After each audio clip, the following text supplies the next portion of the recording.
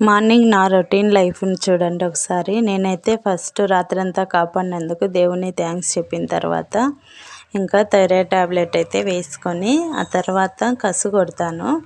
ఇప్పుడు సమ్మర్ కదా, మా ఇంటి ముందు పెద్ద చెట్టు ఉంది, యాప చెట్టు, కానగ చెట్టు. ఆకులైతే ఫుల్గా రాలుతూ ఉంటాయి, చాలా ఎక్కువగా. నైట్ ఊడ్చినా కూడా మళ్ళీ చూడండి ఎంత చెత్త అయితే వచ్చేసిందో. ఎప్పుడు మా ఇంటి ముందు ఆటో కరెక్ట్ మెట్ల దగ్గరే ఉంచుతాడు మా ఆయన.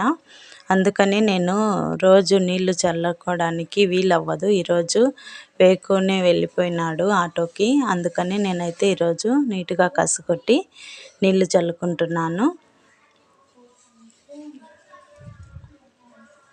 ఇలా నీళ్లు చల్లడం అంటే నాకు చాలా ఇష్టం. ముగ్గులు అవేమి వేసుకోములేండి మేము.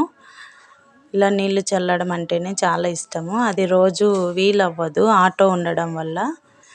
తర్వాత నేనైతే అంట్లు కడిగేస్తాను. ఎవరైనా కొత్తగా మా ఛానల్ని చూస్తున్నట్లయితే సబ్స్క్రైబ్ చేసుకోండి. కటింగ్ స్టిచ్చింగ్ వీడియోస్ అన్నీ వస్తూ ఉన్నాయి కదా, సబ్స్క్రైబ్ చేసుకోండి. నచ్చితే ఒక లైక్ చేయండి. ఈరోజు నేనైతే బ్రేక్ఫాస్ట్ ఏం చేయటం లేదు, డైరెక్ట్గా వంట చేసేస్తున్నాను. గోంగూర పప్పు అన్నం చేస్తున్నాను. గోంగూర పప్పు అంటే చాలా ఇష్టము, మా పిల్లలు మేము బాగా తింటాము. మా చెల్లి ఉన్నిందని చెప్పాను కదా, 2 నెలలు అయిపోయింది గోంగూర పప్పు చేయక, అందుకని ఈరోజు చేస్తున్నాను.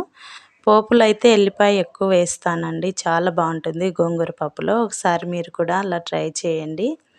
వీడియో నచ్చితే ఒక లైక్ చేయండి. నా వీడియోస్ ఎలా ఉన్నాయో కూడా కమెంట్ సెక్షన్లో కమెంట్ చేయండి. Thank you.